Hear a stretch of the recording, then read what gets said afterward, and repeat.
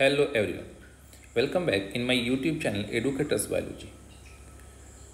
In today's video lecture, I am going to discuss locomotion and movement chapter 20. देखो होता क्या है कि लोकोमोशन और मूवमेंट, क्या कोई भी लोकोमोशन बिना मूवमेंट के पॉसिबल है? दो अलग अलग चीज़ें तो हमें लग रही, लेकिन लोकोमोशन बिना मूवमेंट के हो ही नहीं सकता। लोकोमोशन क्या? लोकोमोशन का मतलब है अगर कोई बॉडी अपने एक वन प्लेस से डिस्प्लेस होकर दूसरी प्लेस पे चले जाए, यानी डिस्टेंस कवर कर ले। मतलब हम ये कह सकते हैं एक प्लेस से दूसरे प्लेस पे अगर कोई बॉडी पहुंच रही है तो उसको हम लोकोमोशन बोल सकते हैं। मूवमेंट में क्या होता है, बॉडी वहीं एक ही जगह रुकी हुई है, उसके कुछ जो बॉडी पार्ट्स होते हैं वो मूव कर सकते हैं, ठीक है ना। तो मूवमेंट में हम एक ही जगह खड़े होकर अपने हाथ को हिला सकते हैं तो मूवमेंट हो गया। लेकिन लोकोमोशन में ऐसा नहीं होता। लोकोमोशन में क्या करना पड़ेगा, हमें कोई डिस्टेंस तय करनी पड़ेगी, हमें एक जगह से दूसरी जगह पे जाना पड़ेगा। अगर हम प्लेस चेंज कर रहे हैं तो लोकोमोशन की बात कर रहे हैं। अब आगे देखते हैं एनसीईआरटी में क्या दिया है। Streaming of protoplasm in the unicellular organism like amoeba is simple form of movement. आप अमीबा के अंदर देखेंगे, अमीबा के अंदर देखो जो प्रोटोप्लाज्म होता है उसके अंदर मूवमेंट चलता रहता है। स्ट्रीमिंग ऑफ प्रोटोप्लाज्म का मूवमेंट चलता रहता है, स्ट्रीमिंग होती रहती है। एक क्या है, एक तरह का मूवमेंट है। बात करते हैं movement of cilia, flagella and tentacles. Cilia किस में होते हैं? पैरामीशियम। फ्लेजला जो होगा यूलिना में हो गया, टेंटिकल्स हो गए हमें हाइड्रा। ये सारे के सारे क्या होते हैं, इनके अंदर मूवमेंट होता है। जो ह्यूमन बींग्स होते हैं ये अपने जॉ, लिम्स, आईलिड्स, टंग्स, कहते हैं कैंची की तरह आपकी जीभ चलती है, तो ये सारी चीज़ों को हमको क्या होता है, ये मूव होते हैं, ठीक है ना। तो ये इनमें मूवमेंट होता है, लिम्स में, जॉज में, आईलिड्स में, टंग में। Some of the movement result in the change of, क्या लिखा है, some of the movements result in the change of a place और लोकेशन। कुछ मूवमेंट ऐसे होते हैं जिसमें आप प्लेस को या अपने लोकेशन को क्या करते हैं, चेंज करते हैं। सच वॉलंटरी मूवमेंट्स, ऐसे मूवमेंट जो अपनी विश पे डिपेंड करते हैं, जो आप अपने इच्छा से किए, such voluntary movements are called locomotion. तो आप एक जगह से दूसरी जगह गए क्योंकि आपको जाने का मन था, तो इसको हम लोग लोकोमोशन नाम दे देते हैं। वॉकिंग, रनिंग, क्लाइंबिंग, फ्लाइंग, चाहे आप टहल रहे हैं, आप रनिंग कर रहे हैं, आप क्लाइंबिंग कर रहे हैं, या कोई ऑर्गेनिज्म फ्लाइंग कर रहा है, या फिर स्विमिंग कर रहा है, सारे के सारे all some forms of locomotory movement. इसके अंदर सब क्या हो रहा है, आपको लोकोमोटरी मूवमेंट देखने को मिल रहा है, यानी इनके अंदर लोकोमोशन देखने को मिल रहा है, मूवमेंट तो हो ही रहा है। पैरामीशियम के अंदर सीलिया पाया जाता है। सीलिया से वो क्या करता है, food through cytopharynx and in locomotion as well as, मतलब कहने का है वो साइटोफेरिंग्स के अंदर यानी फूड कैप्चरिंग में भी हेल्प करते हैं, लोकोमोशन में भी हेल्प करते हैं। कौन? सीलिया। ये जो सीलिया होते हैं, सीलिया दोनों में हेल्प करते हैं। हाइड्रा में भी ऐसे होता है, हाइड्रा में टेंटिकल्स होती हैं, और टेंटिकल्स फूड कैप्चरिंग में भी हेल्प करते हैं और साथ में लोकोमोशन में भी मूव करते हैं।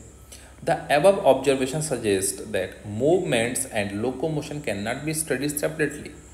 क्या बात कही जा रही है कि हम लोकोमोशन और मूवमेंट को अलग अलग स्टडी कैसे कर सकते हैं? नहीं कर सकते। क्यों? क्योंकि अगर हम मूवमेंट करेंगे तभी तो लोकोमोशन पॉसिबल होगा। ऑल लोकोमोशन आर मूवमेंट्स, जितने भी लोकोमोशन होते हैं वो सब हैं ही क्या, मूवमेंट्स ही तो हैं। But all movements are not locomotion, लेकिन सारे के सारे मूवमेंट्स लोकोमोशन नहीं है। तो जितने लोकोमोशन है वो तो मूवमेंट में आ जाएंगे, क्योंकि मूवमेंट से ही लोकोमोशन पॉसिबल हो रहा है। बट सारे के सारे जो मूवमेंट हो रहे हैं, हम एक ही जगह खड़े होकर अपने हाथों की हिला दिए, मूवमेंट कर दिए, बट लोकोमोशन नहीं हो रहा हमारे बॉडी में। तो ये लाइन बड़ी इंपॉर्टेंट है, कई बार पूछी जाती है। Methods of locomotion performed by animals vary with their habitats. जैसे कहीं कोई ऑर्गेनिज्म रह रहा है, किसी का हैबिटाट एक्वेटिक है या एयर में है या फिर लैंड पे है, तो उसके अकॉर्डिंग उसके जो लोकोमोशन के तरीके हैं वो अलग अलग हो सकते हैं, सिचुएशन पर डिपेंड करेंगे। जैसे locomotion generally for the search for food, locomotion generally food के लिए, खाने के लिए हो सकता है। हम खाना ढूंढ रहा है, कोई एक ऑर्गेनिज्म है वाइल्ड में, जंगल के अंदर, वो क्या कर रहा है, खाने को ढूंढ रहा है। कोई अपने रहने की जगह ढूंढ रहा है, कोई अपने मेटिंग पार्टनर को ढूंढ रहा है, रिप्रोडक्शन करना है, मेटिंग करनी है, या फिर कोई सुटेबल ब्रीडिंग ग्राउंड्स ढूंढ रहे हैं, कहाँ पे मेटिंग करने के लिए सुटेबल, जहाँ पे कोई डिस्टर्बेंस ना हो, जहाँ पे, तो वो एक ग्राउंड की सर्चिंग में है। और कुछ फेवरेबल क्लाइमेटिक कंडीशन, एक ड्राई कंडीशन है, एक जगह ड्राई है सूखा पड़ा हुआ, दूसरी जगह कहीं पे तालाब है, नदी है जिसके अंदर पानी है, तो ऑर्गेनिज्म ड्राई से वाटर की तरफ मूव कर जाएगा। मतलब वो क्लाइमेटिक ऐसी कंडीशन जहाँ पे वो फेवरेबल है उसके लिए, जहाँ पे वो आसानी से जी सकता है। या फिर कहीं कोई escape फ्रॉम एनिमीज या प्रेडेटर्स, या कहीं खतरा है तो वो भाग जाएगा, लोकोमोशन करके वो भाग जाएगा। तो ये कुछ बेसिक से पॉइंट थे, ठीक है ना, लोकोमोशन के बारे में।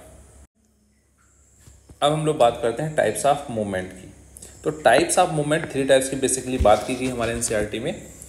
3 मेन टाइप्स ऑफ मूवमेंट्स, जिसमें amoeboid, ciliary and muscular movement की बात करेंगे। देखो, some specialised cells in our body like macrophages and leucocytes. Macrophages की बात करी है, WBC की बात करी गई है। In blood exhibit amoeboid movement. इनमें कैसा होता है, यानी WBC में, मैक्रोफेजेस में कैसा मूवमेंट होता है, इनमें अमीबॉइड मूवमेंट होता है, अमीबॉइड मूवमेंट को शो करते हैं। It is affected by the pseudopodia formed by the streaming of protoplasm. तो इसके अंदर होता क्या है, इनके अंदर स्यूडोपोडिया फॉर्म होते हैं, और ये स्यूडोपोडिया कब फॉर्म होते हैं, जब इनको कोई बैक्टीरिया को इंगल्फ करना होता है, ठीक है ना, कोई पैथोजन को इंगल्फ करना होता है। तो होता क्या है उस समय, यहाँ पे साइटोस्केलेटल एलिमेंट्स पाए जाते हैं जिसको हम माइक्रोफिलामेंट्स बोलते हैं। ये अमीबॉइड मूवमेंट में इन्वॉल्व होते हैं। तो लाइन इंपॉर्टेंट है, साइटोस्केलेटल एलिमेंट्स लाइक माइक्रोफिलामेंट्स और also involve in the amoeboid movement. Ciliary movement कहाँ होता है, अगर हमारी अपनी बॉडी में बात करें तो हमारी अपनी बॉडी में ट्रैकिया के अंदर, अगर हम बात करेंगे ट्रैकिया है, ट्रैकिया के अंदर छोटे छोटे स्ट्रक्चर होते हैं जिसको हम लोग क्या बोलते हैं, यहाँ पे सीलिया बोलते हैं, ठीक है ना। तो यहाँ पे सीलिएटेड मूवमेंट यहाँ पे होते हैं। तो यहाँ पे ट्रैकिया के अंदर छोटे छोटे ऐसे स्ट्रक्चर लगे होते हैं, सीलिया होते हैं, जो भी एयर हम लोग इनहेल करते हैं, एयर के साथ जो डस्ट पार्टिकल आते हैं वो डस्ट पार्टिकल को रिमूव करने के काम में आते हैं, यानी उसमें यूज़ होते हैं। तो सीलियरी मूवमेंट्स हो गया, सीलिएटेड एपिथेलियम पाई जाती है। कोऑर्डिनेटेड मूवमेंट ऑफ सीलिया, यानी सीलिया का जो मूवमेंट होता है कोऑर्डिनेटेड होता है, एक साथ होता है, जिधर भी होना होगा अपर साइड में हमेशा मूवमेंट होता रहता है इस डायरेक्शन में। तो यहाँ पे कहाँ पे, the coordinated movement of cilia in the trachea help us in the removing dust particles, ठीक है ना, some of the foreign substance inhaled along with atmospheric air. हम जो पैथोजन, जो डस्ट पार्टिकल हम इनहेल कर गए हैं उसको रिमूव करने के काम में आते हैं। पैसेज ऑफ ओवा, ओवा की बात करते हैं। देखो, यूट्रस के अंदर, अगर मैं यहाँ पे स्ट्रक्चर थोड़ा सा बनाऊं कि यूट्रस होता है, यूट्रस के अंदर यहाँ पे फेलोपियन ट्यूब्स पाई जाती हैं, यूट्रस के अंदर फेलोपियन ट्यूब्स पाई जाती हैं, और इन फेलोपियन ट्यूब के अंदर यहाँ पे भी सीलिया पाए जाते हैं।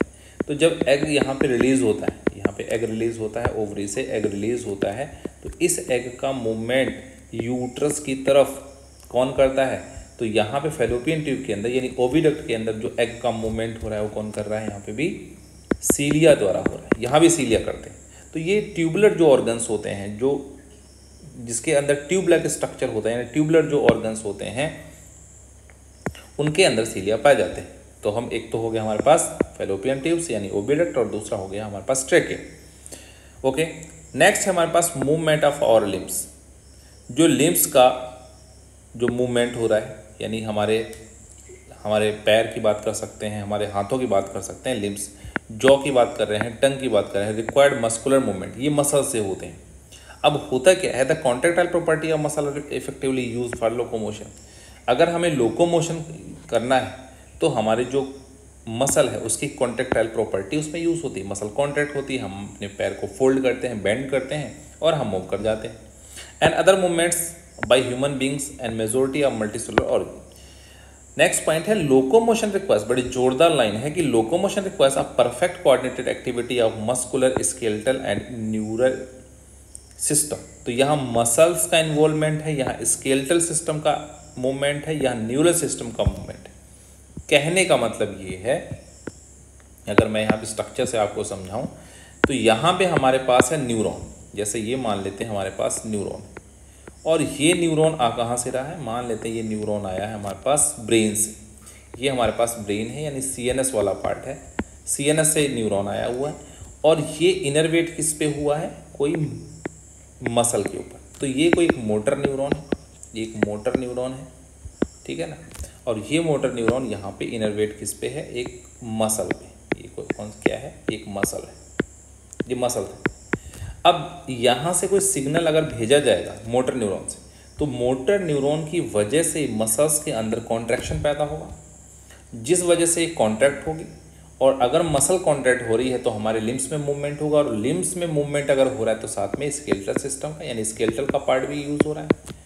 तो यहाँ पे ये लाइन लिखी हुई है, बड़ी आपको समझाने के लिए दिया गया है कि locomotion requires perfect coordinated activity of muscular skeleton and neuro system. अगर ये खराब हो जाए, मोटर न्यूरॉन काम करना बंद करे तो मसल काम करना बंद करेगी, ठीक है ना। तो मसल में कुछ हो ही नहीं पाएगा, मोटर न्यूरॉन अगर तो कोई ना कोई डिजीज़ यहाँ पे हो जाएगी, ठीक है ना। इस तरह से ये वाला पार्ट हम लोगों ने कवर कर लिया है। All right, now let's move on to the muscle. तो यहाँ पे हम मसल को भी डिस्कस कर लेते हैं। तो इस चैप्टर 8 में क्या बताया गया है, कुछ सीलिया और फ्लैजेला के बारे में, जो आउट ग्रोथ होती हैं सेल मेम्ब्रेन की, उनके बारे में कुछ पॉइंट डिस्कस किए गए हैं। जैसे फ्लैजेलर जो मूवमेंट्स होते हैं वो स्विमिंग में हेल्प करते हैं, जो कि स्पर्मेटोजोआ के स्पर्म की बात कर सकते हैं। वाटर करंट जो कि कैनाल सिस्टम ऑफ स्पंजेस के अंदर होता है, कॉनोसाइट सेल पाए जाते हैं जिसमें फ्लैजेला होता है। तो यहाँ पे जो वाटर करंट को मेंटेनेंस हो रहा है वो भी किस वजह से हो रहा है, एक तरह से फ्लैजेला से हो रहा है। नेक्स्ट, लोकोमोशन ऑफ प्रोटोजोआ, जो प्रोटोजोआ जैसे यूग्लिना की बात करते हैं वहाँ भी फ्लैजेलर मूवमेंट होता है। तो ये सब फ्लैजेलर मूवमेंट होते हैं। Muscle is a specialised tissue of mesodermal origin. तो मसल की ओरिजिन कैसी है, मेसोडर्म से मिलकर बनी होती है, यानी मेसोडर्मल ओरिजिन की होती है। 40 से 50% जो ह्यूमन मसल का पार्ट होता है, ह्यूमन जो बॉडी का वेट होता है, 40 से 50%, 40 to 50% of the body weight of human adult is contributed by the muscles. यानी मसल का वेट कितना है हमारी बॉडी में, 40 to 50%। अब जो मसल की जो स्पेशल जो प्रॉपर्टीज होती हैं, जैसे एक्साइटेबिलिटी, मसल में एक्साइटेशन होता है जैसे न्यूरॉन्स में होता है। कॉन्ट्रैक्टिलिटी, कॉन्ट्रैक्ट करती हैं। एक्सटेंसिबिलिटी, स्ट्रेच कर सकती है मसल। इलास्टिसिटी, इनमें इलास्टिसिटी होती है, इलास्टिक प्रॉपर्टी होती है मसल्स के अंदर। अब बेस्ड ऑन दियर लोकेशन जो मसल्स हैं उनको हम 3 डिफरेंट टाइप में डिवाइड कर किए हैं। तो पहला स्केलेटल मसल, दूसरा है विसरल मसल और तीसरा है कार्डियक मसल। जो स्केलेटल मसल्स होती हैं वो closely associated with skeletal components of the body. हमारे जो स्केलेटल कंपोनेंट्स हमारी बॉडी का है उसके साथ एसोसिएटेड है, इसके लिए इसको हम लोग बोलते हैं स्केलेटल मसल्स, ठीक है ना। इनको हम लोग स्ट्राइटेड मसल्स भी बोलते हैं। ये अंडर वॉलंटरी कंट्रोल, यानी हमारे विश पे डिपेंड करती है, हमारी इच्छा पे डिपेंड करती है, विश पे डिपेंड करती हैं। ये वॉलंटरी मसाज होती हैं। अगर हम मूव करना चाहेंगे तो इसके अंदर कॉन्ट्रैक्शन होगा, रिलैक्सेशन की प्रॉपर्टी हो जाएगी। Primarily involve in the locomotory action and changes of the body posture, यानी हम बॉडी को मूव करना चाह रहे हैं, हम लोकोमोट करना चाह रहे हैं, लोकोमोशन करना चाह रहे हैं, इन सब में हेल्पफुल होंगी स्केलेटल मसल। बात आती है विसरल मसल की। जो विसरल मसल्स होती हैं, जो विसरल ऑर्गन्स में पाई जाती हैं, soft organ of the body में पाई जाती हैं, वो located inner walls of the hollow visceral organs. तो ये कहाँ मिलेंगे हमें, इनर वॉल्स में मिलेंगे, किसके, हॉलो विसरल ऑर्गन्स, यानी विसरल ऑर्गन्स जो होते हैं, जो हॉलो होते हैं, वहाँ मिलती हैं। जैसे कि हम अपनी बॉडी की बात करें, alimentary canal and reproductive tract. Alimentary canal भी हॉलो होता है, रिप्रोडक्टिव ट्रैक्स में भी ट्यूब्स लाइक स्ट्रक्चर होते हैं। अगर हम ओविडक्ट यानी फैलोपियन ट्यूब की बात करें वहाँ भी हम बात कर सकते हैं, ठीक है ना। इनका अपीयरेंस स्मूथ होता है, ठीक है ना। तो स्केलेटल मसल कैसी थी, स्ट्राइटेड थी, इनमें स्ट्राइशंस पाए जा रहे थे, डार्क और लाइट बैंड पाए जा रहे हैं। लेकिन यहाँ पे हम लोग क्या बोलते हैं, स्मूथ इन अपीयरेंस, इसमें स्मूथ होती हैं, यहाँ पे लाइट और डार्क बैंड नहीं पाए जाते, ठीक है ना। इनको हम लोग नॉन स्ट्राइटेड मसल्स भी बोलते हैं। Their activities are not under the voluntary control, हमारी इच्छा पे डिपेंड नहीं करती। हम अभी चाहें कि डाइजेशन हम बढ़ा लें अपने मन से तुरंत, तो ऐसा नहीं कर पाएंगे क्योंकि हमारे विश पे डिपेंड नहीं करती, ठीक है ना। तो their activity are not under the control of nervous system, voluntary control of nervous system, ठीक है ना। मतलब ये हमारे विश पे डिपेंड नहीं करती, ये नर्वस सिस्टम से ही कंट्रोल होंगी, बट हमारे विश पे डिपेंड नहीं है। इनको इनवॉलंटरी मसल्स बोलते हैं। For example, in the transportation of the food through the digestive tract, जब डाइजेस्टिव ट्रैक्ट के अंदर जो डाइजेशन हो रहा होता है, फूड का मूवमेंट हो रहा होता है, वो इनवॉलंटरी होता है। And gametes through the genital tracts, यानी जेनिटल जो ट्रैक्ट्स होते हैं उसके अंदर जो गैमीट का जो मूवमेंट होता है, गैमीट के मूवमेंट में ये भी कैसा होता है, यहाँ पे कौन सी मसल है, स्मूथ मसल, ठीक है ना। बात करते हैं कार्डियक मसल की। कार्डियक मसल पता होना चाहिए, कार्डियक से रिलेटेड है, यानी हार्ट में पाई जाएंगी। यहाँ पे ब्रांचिंग पैटर्न होगा, ये मसल्स देखो कहीं ब्रांच नहीं पाई जाएगी, लेकिन इनमें ब्रांच पाई जा रही है, यानी ब्रांच इसमें पाई जा रही है, यानी ब्रांचिंग पैटर्न होता है मसल्स के अंदर, कार्डियक मसल के अंदर। Based on appearance cardiac muscle are striated, यहाँ भी स्ट्राइसेंस पाए जाते हैं, जिसके हम लोग स्केलेटल मसल की बात करते थे, यहाँ पे भी क्या पाया जा रहा है, लाइट डार्क बैंड पाया जा रहा है, यहाँ भी स्ट्राइसेंस पाए जा रहे हैं। They are involuntary in nature, लेकिन ये कैसे हैं, इनवॉलंटरी हैं, ये वॉलंटरी नहीं है, विश पे डिपेंड नहीं कर रहे। तो विश पे सिर्फ एक ही मसल डिपेंड करती है, स्केलेटल मसल, स्ट्राइटेड मसल जिसको बोलते हैं। तो ये है, they are involuntary in nature as the nervous system does not control their activity directly. यहाँ नर्वस सिस्टम डायरेक्टली इनकी एक्टिविटी कंट्रोल नहीं करता है, इसीलिए तो ह्यूमन हार्ट को हम क्या बोलते हैं, मायोजेनिक। वहाँ पे मसल्स के अंदर जो बीट स्टार्ट होती है तो मायोजेनिक हार्ट हम लोग उसको बोलते हैं, ठीक है ना। न्यूरोजेनिक नहीं होता, वहाँ पे न्यूरोजेनिक नहीं होता, कैसा होता है, मायोजेनिक होता है। क्लियर। देखो इसके बाद देखते हैं, each organise skeletal muscle in our body is made up of number of muscle bundle. तो यहाँ पे हम मसल के बारे में बात कर लेते हैं। तो इस स्ट्रक्चर को थोड़ी देर किनारे कर देते हैं, हम इस स्ट्रक्चर पे फोकस करते हैं जो मैंने इधर बनाया हुआ है, इससे आपको सारे पॉइंट क्लियर हो जाएंगे। जब हम किसी मसल का ट्रांसफर सेक्शन कट करते हैं, टीएस काटते हैं, तो आप देखो इस मसल के सबसे आउटर कवरिंग को एपिमाइसियम बोलते हैं, जो कि वाइट कोलेजन फाइबर की बनी हुई होती है, इसको हम फेसिया बोलते हैं। फेसिया, फेसिया के अंदर गए तो फेसिया के अंदर हमें ऐसे बंडल मिलते हैं बहुत सारे, जिसको हम मसल बंडल बोलते हैं। ये मसल बंडल, इसको फेस्कल बोलते हैं। जो मसल बंडल के बाहर ये जो कनेक्टिव टिश्यू भरा होता है, इसको पेरीमाइसियम बोलते हैं। और फेसिकल के अंदर नहीं, मसल बंडल के अंदर मसल फाइबर के बीच बीच में कनेक्टिव टिश्यू भरा होता है, इसको एंडोमाइसियम बोलते हैं। ये भी कनेक्टिव टिश्यू है। अब इसमें से हमने एक मसल फाइबर को बाहर निकाला और स्टडी करना शुरू करा, तो हमें पता चला यहाँ पे देखो स्ट्राइसेंस मिल रहे हैं, ठीक है ना। ये हम कौन सी मसल पढ़ रहे हैं, हमारे स्केलेटल मसल की बात कर रहे हैं। तो यहाँ पे हमें स्ट्राइसेंस देखने को मिल रहे हैं, यानी यहाँ पे देखो बीच बीच में, तो यहाँ पे डार्क और लाइट बैंड बन रहा है। एक तरफ डार्क दिख रहा है, फिर लाइट, फिर डार्क, फिर लाइट, ठीक है ना। तो इस मसल के सबसे आउटर कवरिंग, मसल की आउटर कवरिंग को सार्कोलेमा बोलते हैं। मसल के अंदर के साइटोप्लाज्म को सार्कोप्लाज्म बोलते हैं। जो मसल फाइबर होती है यानी मसल सेल होती है, इसको मायोफाइब्रिल बोला जाता है, मायोफाइब्रिल, ठीक है ना। तो देखो जो मायोफाइब्रिल होते हैं उसमें एक्टिन आ रहा है और मायोसिन आ रहा है, एक्टिन और मायोसिन। जो एक्टिन होता है वो लाइट बैंड बनाता है, जो मायोसिन होता है वो डार्क बैंड बनाता है, ठीक है। ये कुछ प्रॉपर्टी थी। अगर मसल की बात करें तो you can see here muscle structure. यहाँ पे देखो ये हमारे पास मायोसिन डार्क बैंड, ठीक है ना। और बीच बीच में ये बीच बीच में स्ट्रक्चर है थिन फिलामेंट, यानी ये है कौन से फिलामेंट, एक्टिन प्रोटीन के बने हुए फिलामेंट। ये हैं मायोसिन प्रोटीन के बने हुए फिलामेंट। मायोसिन प्रोटीन के बने हुए फिलामेंट थिक होते हैं। क्लियर। तो ये चीज़ यहाँ से आपको एकदम क्लियर होनी चाहिए, ठीक है ना। चलो मूव करते हैं आगे। जो एक्टिन फिलामेंट्स होते हैं, एक्टिन को हम आइसोट्रॉपिक बोलते हैं, और जो मायोसिन होता है उसको हम एनाइसोट्रॉपिक बोलते हैं। क्लियर। अब देखो एक मायोसिन अपने चारों तरफ अगर हम काउंट करें तो 6 एक्टिन के साथ घिरा हुआ होता है, यानी चारों तरफ सराउंडेड बाई होता है, surrounded by 6 actin filaments. 1 myosin is surrounded by 6 actin filaments, जबकि एक एक्टिन फिलामेंट 3 मायोसिन फिलामेंट के साथ में सराउंड करता है। इस स्ट्रक्चर से थोड़ा सा आपको क्लियर हो जाएगा, ठीक है ना। अब बात करते हैं, both the proteins are arrange in the rod like structure. देखो दोनों प्रोटीन, चाहे मायोसिन की बात करें चाहे एक्टिन की बात करें, दोनों कैसे हैं, रॉड लाइक स्ट्रक्चर यहाँ पे पैरेलली अरेंज्ड है। एक्टिन जो फिलामेंट्स होते हैं वो थिनर होते हैं, बताया। मायोसिन फिलामेंट्स उनके कंपेरिजन में थिकर होते हैं। इन सेंटर, अब ये सारी चीज़ें हम एक बार यहाँ पे देखते हैं, ये सारी चीज़ यहाँ पे देखते हैं।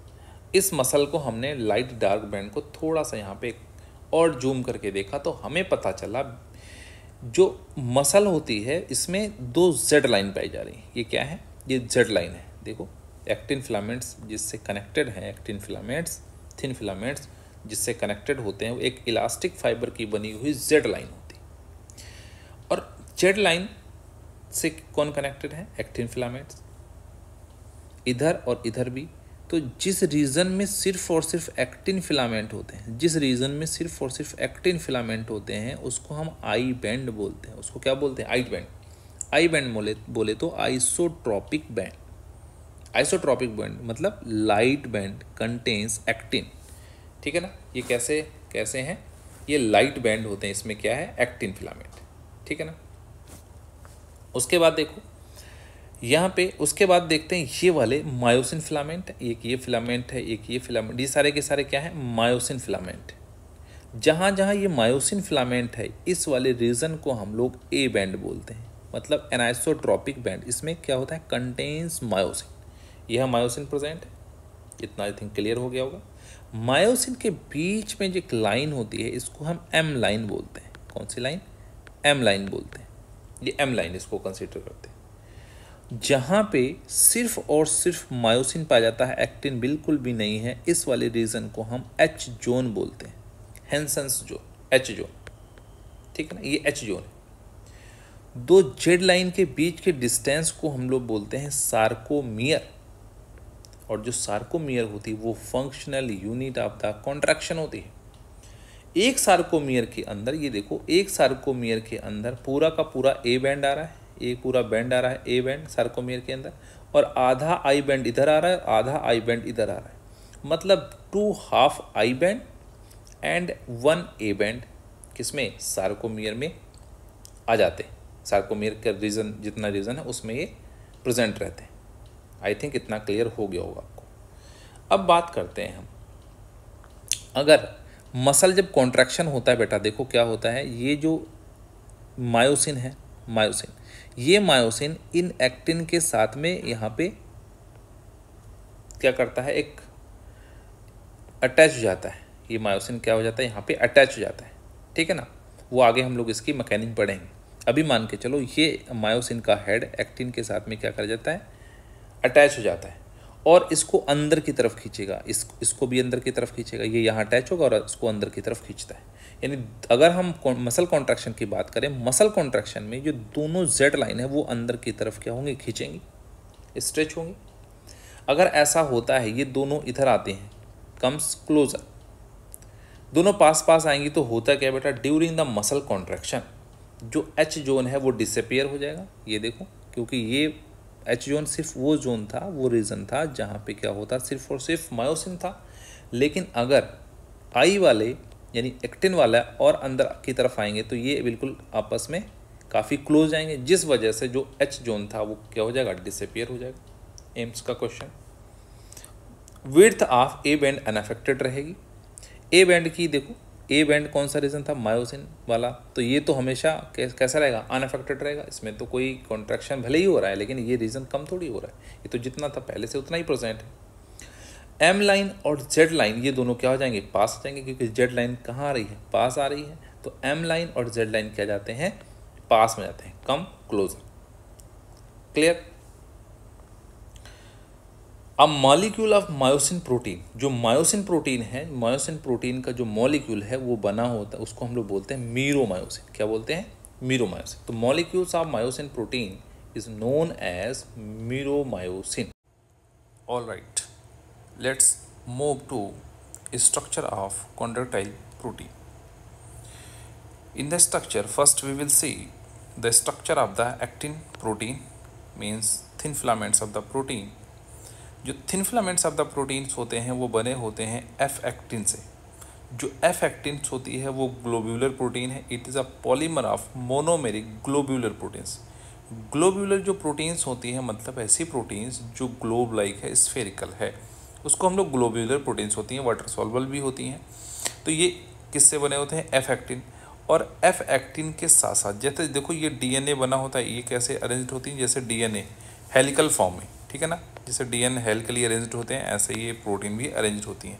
तो यहाँ पे देखेंगे each actin filaments is made up of 2 F actin filaments helically wound to each other, एक दूसरे के साथ गुथे हुए होते हैं, बंधे हुए होते हैं हेलिकली, ठीक है ना। इसके साथ ही मोनोमेरिक जी ग्लोब्यूलर एक्टिन्स होती हैं। यहाँ पे एक चीज़ और देखेंगे, 2 फिलामेंट्स ऑफ अनदर प्रोटीन जिसको हम ट्रोपोमायोसिन बोलेंगे। ये साथ में देखो, ये ट्रोपोमायोसिन, इसी के साथ साथ ये भी पैरेलली क्या करते हैं, मूव करते हैं यहाँ पे। तो 2 filaments another protein tropomyosin also run close to the F actins throughout its length. जहाँ जहाँ तक ये जा रही है कौन, एफ एक्टिन, साथ में ट्रोपोमायोसिन जो फिलामेंट्स होते हैं वो भी क्या कर रहे हैं, रन कर रहे हैं, ठीक है ना।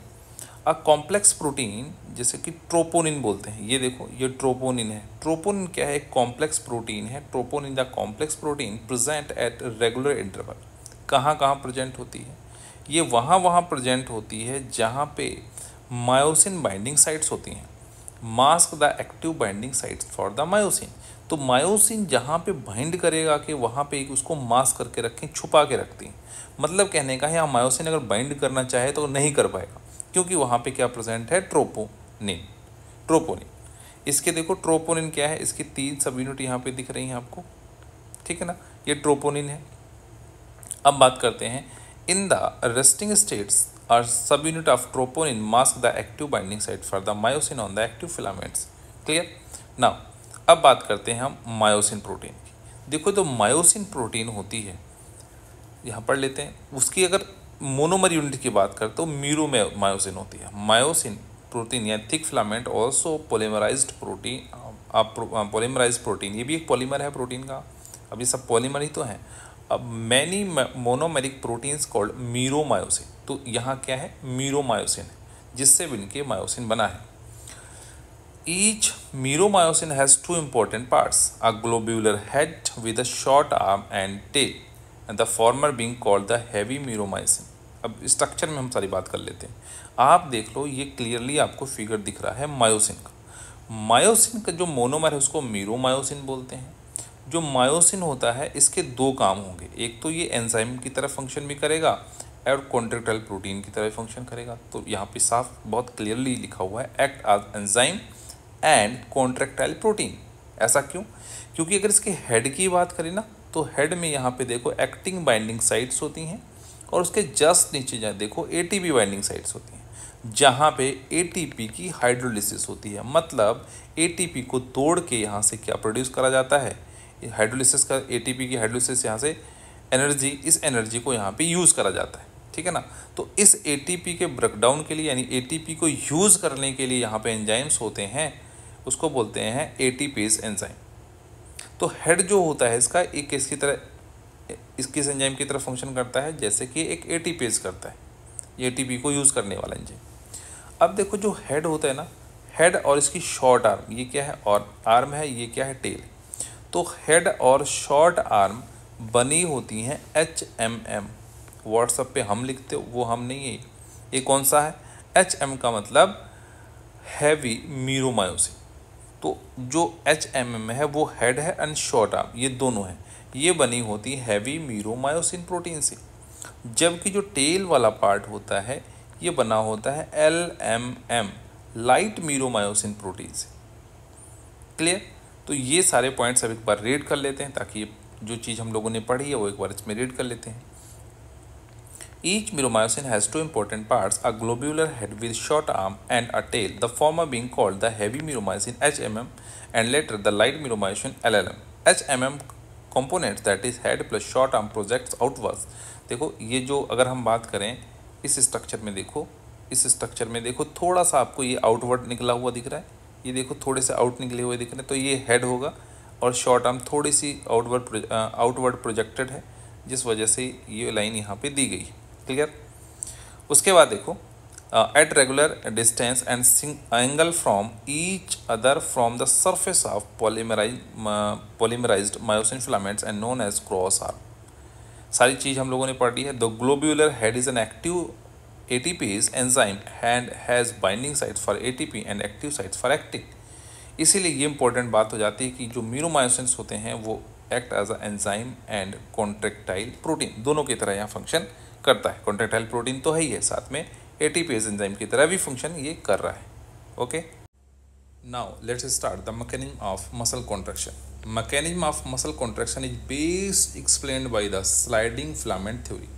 स्लाइडिंग फिलामेंट थ्योरी से ये समझाया गया है, और स्लाइडिंग फिलामेंट थ्योरी सबसे पहले 2 साइंटिस्ट थे यहाँ पे, हक्सले और हैंसन। इन्होंने 1955 के अंदर ये थ्योरी दी थी, स्लाइडिंग फिलामेंट थ्योरी।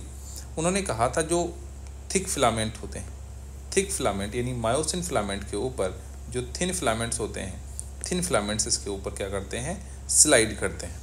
ठीक, sliding of the thin filaments over the thick filaments, यही बात उन्होंने बताई थी। अब यहाँ पे देखो एक जो पॉइंट यहाँ लिखे हैं उसको मैंने यहाँ पे फिगर में समराइज किया है। CNS पहले समझ लो क्या होता है। CNS मतलब ब्रेन और स्पाइनल कॉर्ड को हम सेंट्रल नर्वस सिस्टम बोलते हैं। सेंट्रल नर्वस सिस्टम से जो न्यूरॉन यहाँ से मसल्स पर इनरवेट होते हैं यानी मसल तक जाते हैं, उनको हम मोटर न्यूरॉन बोलते हैं। अब मोटर न्यूरॉन जिस जगह मसल से इनरवेट करते हैं, जहाँ पे जिस जंक्शन पे मीट करते हैं, उसको हम न्यूरोमस्कुलर जंक्शन बोलते हैं। इसी को हम लोग दूसरा नाम भी देते हैं motor end plate. Motor end plate. यहाँ पे ये सिनेप्टिक वेसिकल्स होती हैं। यहाँ पे होता क्या है, सिनेप्टिक नॉब होती हैं, सिनेप्टिक वेसिकल्स होती हैं। यहाँ से होता क्या है कि यहाँ पे कुछ न्यूरोट्रांसमीटर, कुछ केमिकल्स यहाँ पे भरा होता है जिसको हम न्यूरोट्रांसमीटर बोलते हैं। और ये न्यूरोट्रांसमीटर को हम एसिटिलकोलिन बोलते हैं। एसिटिलकोलिन जो है एक तरह का न्यूरोट्रांसमीटर है। और जो एसिटिलकोलिन यानी न्यूरोट्रांसमीटर है, it generates an action potential in sarcoplasm. मतलब कहने का ये है, जब CNS से कोई सिग्नल भेजा जाएगा इस मोटर न्यूरॉन से, तो ये कहाँ आएगा, मसल तक आएगा। और मसल के अंदर, मसल के सार्कोप्लाज्म के अंदर एक एक्शन पोटेंशियल जनरेट हो जाएगा। क्लियर? पहले इतनी पॉइंट हम लोग पढ़ लेते हैं, फिर आगे की बात करते हैं। देखो, muscle contract initiated by the signal sent by the central nervous system CNS via the motor neuron.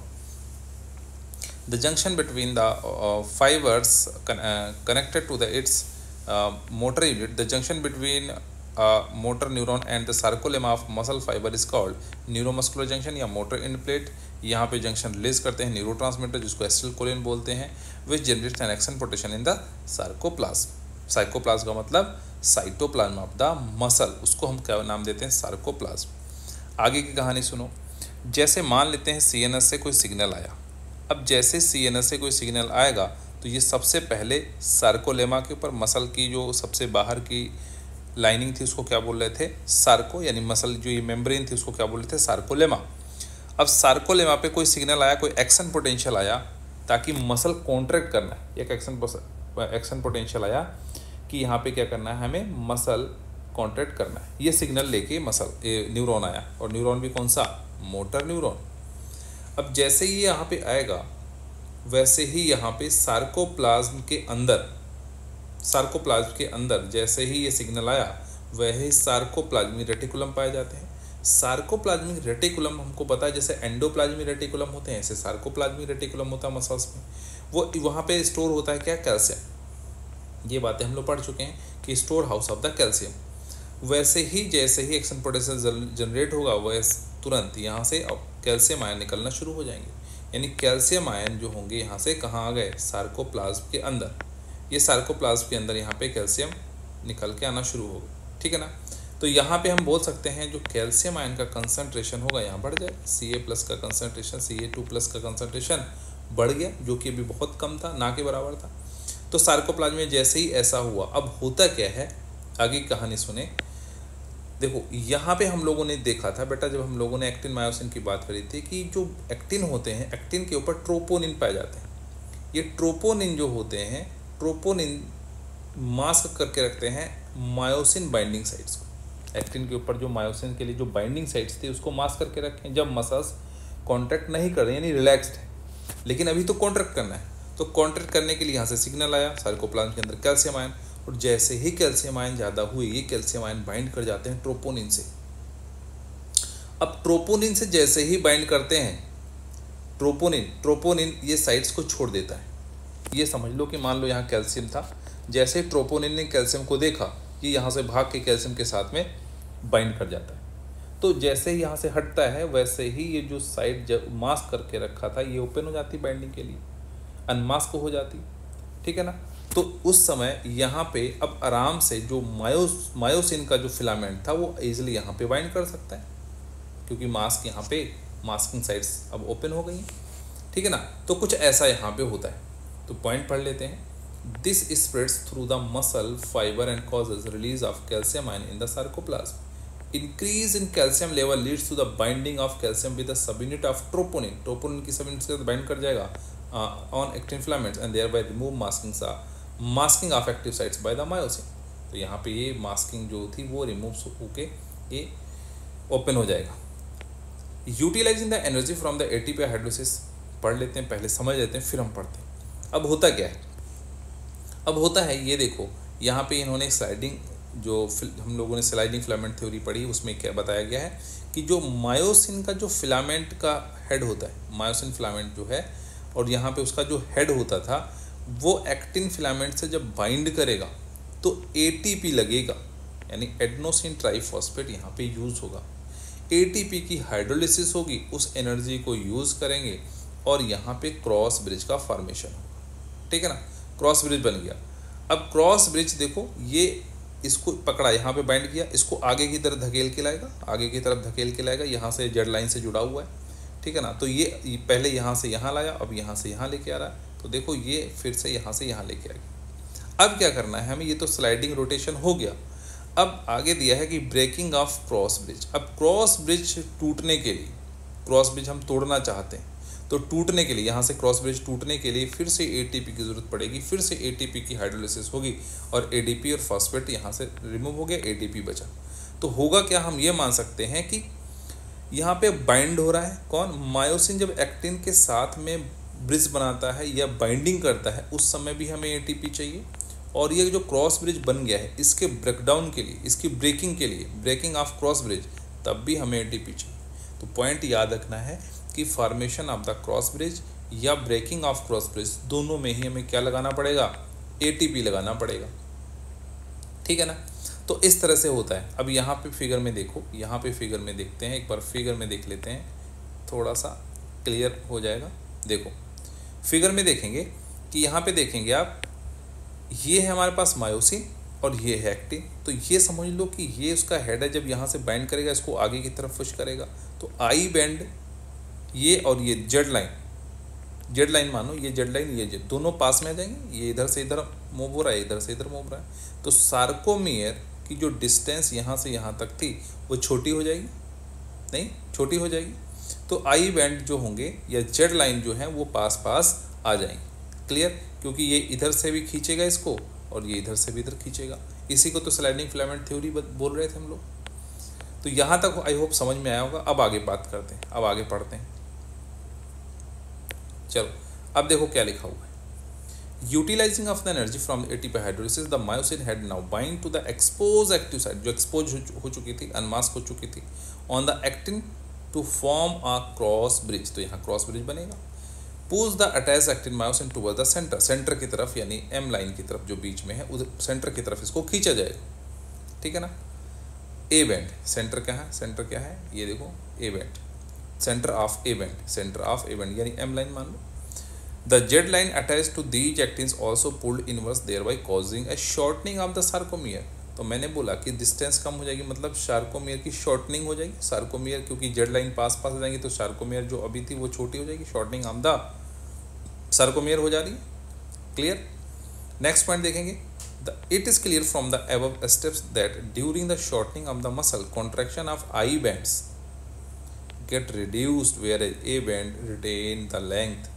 आप बताओ, A बैंड ये था जिसमें मायोसिन था, क्या इसका कभी लेंथ चेंज होगी? कभी चेंज ही नहीं होगी, क्योंकि ये मायोसिन, इसमें सिर्फ और सिर्फ मायोसिन है। लेकिन जो आई बैंड था, आई बैंड, अब आई बैंड खिसक के यहाँ आ गया, ये आई बैंड यहाँ आ गया, तो आई बैंड की लेंथ तो चेंज होगी लेकिन ए बैंड की लेंथ चेंज नहीं होगी, जो कि मैं पहले ही आपको ये चीज़ बताया था, एम्स वाला जो क्वेश्चन हम लोग देख रहे थे। ठीक है ना, now the myosin releasing the ADP and PI inorganic phosphate goes back to its relax state। ठीक है ना, तो मायोसिन ADP रिलीज कर देगा और PI रिलीज कर देगा, तो फिर से रिलैक्स स्टेट में चले जाएगा। A new ATP bind to cross bridge is broken. तो क्रॉस ब्रिज के फॉर्मेशन और क्रॉस ब्रिज के ब्रेकडाउन दोनों में ही ATP का यूज होगा। अब यहाँ पे पॉइंट देखो, the ATP is again hydrolyzed by the myosin head. The cycle of cross bridge formation and breakage is repeated, causing the further sliding. This process continues till the calcium ions are pumped back into the sarcoplasmic system, resulting in masking of actin filaments. This causes the return Z line back original position, that is relaxation. कह रहा है ये relaxation कब होना है, जब कब muscle कब रिलैक्स होगी, जब कैल्शियम आयन फिर से कहाँ चले जाएंगे, देखो जब तक यहाँ कैल्शियम आयन है तब तक ये साइट्स एक्सपोज्ड हैं, और तब तक ये साइट्स एक्सपोज्ड है तब तक यहाँ पे कॉन्ट्रैक्शन चलता रहेगा। ये कैल्शियम आयन को फिर से कहाँ भेजना पड़ेगा, सार्कोप्लाज्मिक सिस्टर्नी के अंदर, सार्कोप्लाज्मिक रेटिकुलम के अंदर, जहाँ पे क्या होगा, अगर फिर से कैल्शियम को भेज दिया जाएगा फिर से मास्किंग ऑफ द साइट्स हो जाएगी और फिर से ये मसल कॉन्ट्रैक्शन नहीं होगा, मसल रिलैक्स हो जाएगी। ये कहानी यहाँ पे दी गई, ठीक है ना। Repeated activation of the muscles can lead to the accumulation of lactic acid due to anaerobic respiration. समझेंगे, हम बात कर रहे हैं बेटा कि अगर देखो ग्लूकोज जो होता है, ग्लूकोज का जब ब्रेकडाउन होता है ग्लाइकोलिसिस साइटोप्लाज्म के अंदर होती है, पायरुवेट बनता है, आप समझेंगे ये पायरुवेट बनता है। पायरुवेट बेटा अगर ऑक्सीजन है बॉडी में या ऑक्सीजन नहीं है, इन दोनों सिचुएशन पर डिपेंड करेगा। अगर ऑक्सीजन है तो पायरुवेट से आगे की रिएक्शन माइटोकॉन्ड्रिया में होगी और माइटोकॉन्ड्रिया में एनर्जी बनाएंगे 38 ATP by with the help of oxygen. लेकिन यहाँ ऑक्सीजन नहीं है, तब क्या होगी, तब माइटोकॉन्ड्रिया में जाने की बजाय ये स्विच कर जाएगी कहाँ, लैक्टिक एसिड फर्मेंटेशन, मतलब लैक्टिक एसिड फॉर्मेशन होना शुरू हो जाएगा, CH3 CHOH COOH, lactic acid बनना शुरू हो जाएगा और यहाँ एनर्जी बनती है, बहुत कम एनर्जी बनती है 2 ATP। तो ये सारा का सारा कहानी साइटोप्लाज्म में होना शुरू हो जाता है, लैक्टिक एसिड फॉर्मेशन होना शुरू हो जाता है। और अगर लैक्टिक एसिड ऐसे ही बनता रहा तो मसल में मसल फटीग हो जाएगी, मसल थक जाएगी और साथ में क्रैम्प्स पड़ जाएंगे, मसल में ऐंठन आ जाएगी, मसल क्रैम्प्स आना शुरू हो जाते हैं। क्लियर? तो ये पॉइंट यहाँ पे दिया गया है जो कि आप अच्छे से यहाँ पे पढ़ के समझ सकते हैं। Repeated activation of muscle can lead to, ये कब होता है, ये विगरस एक्सरसाइज में होता है, जब बहुत हाई एक्सरसाइज आप करते हैं, जब ऑक्सीजन की डेफिशिएंसी हो जाती है तब लैक्टिक एसिड फॉर्मेशन होना शुरू हो जाता है। Accumulation of lactic acid due to anaerobic respiration, इसको क्या बोलते हैं, ये तो एरोबिक रेस्पिरेशन का पार्ट था और ये एनरोबिक रेस्पिरेशन का पार्ट, ये एनरोबिक रेस्पिरेशन, ठीक है ना। तो ये repeated activation of muscle can lead to the accumulation of lactic acid due to anaerobic breakdown of glucose in them causing fatigue.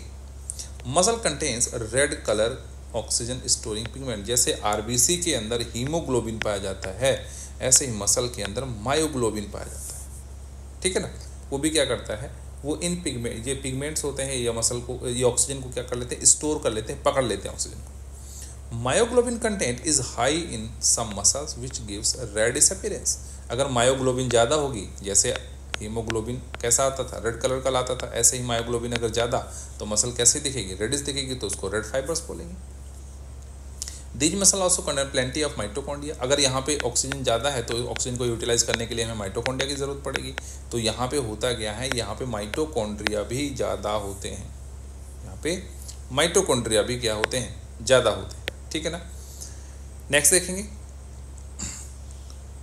Mitochondria which can utilize the large amount of oxygen stored in them for production of ATP। तो होता क्या है, ATP का production करने के लिए हम oxygen का यूज़ करेंगे, एरोबिक रेस्पिरेशन करेंगे, माइटोकॉन्ड्रिया की रिक्वायरमेंट होगी। These muscles therefore can also be called aerobic muscles. इनको क्या बोलते हैं, एरोबिक मसल्स बोलते हैं। On the other hand some of the muscles possess very less quantity of myoglobin. यहाँ बहुत कम जिसमें मायोग्लोबिन होगी वो रेड तो दिखेगी नहीं, वाइटिस दिखेगी, इनका पेल या फिर वाइटिस कलर होता है।